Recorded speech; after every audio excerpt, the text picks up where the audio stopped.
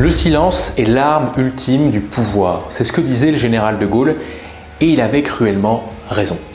Celui qui maîtrise le silence, c'est au fond celui qui maîtrise le cadre, qui donne le là à l'échange, qui choisit quand celui-ci commence, qui décide quand celui-ci se termine.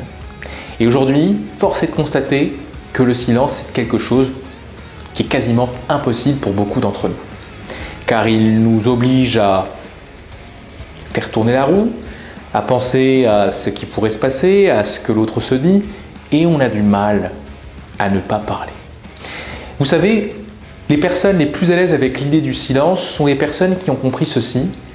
Le silence n'est pas l'absence de communication, c'est simplement l'absence de son.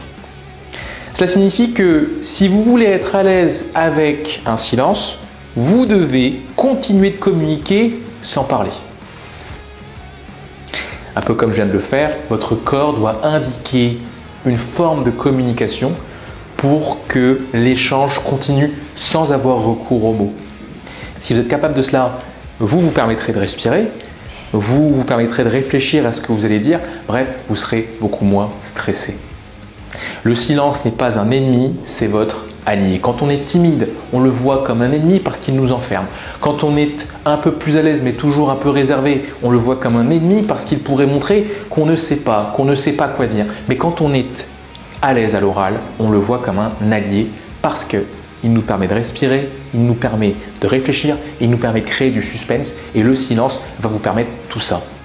Je vous assure qu'avec des années de recul et de pratique, j'ai compris que le silence est la panacée à beaucoup d'orateurs.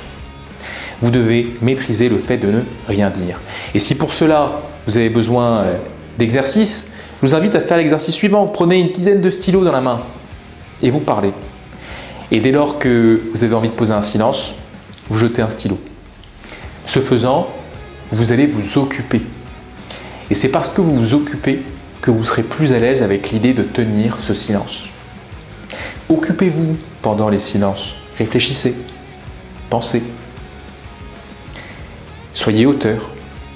Et en étant auteur, vous arriverez plus facilement à assumer ces silences éloquents qui feront la différence et vous permettront de développer l'impact qui est en vous.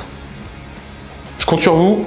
On parle de silence aujourd'hui et demain, ce sera la fin de cette grande partie consacrée à l'impact. À demain et bon silence.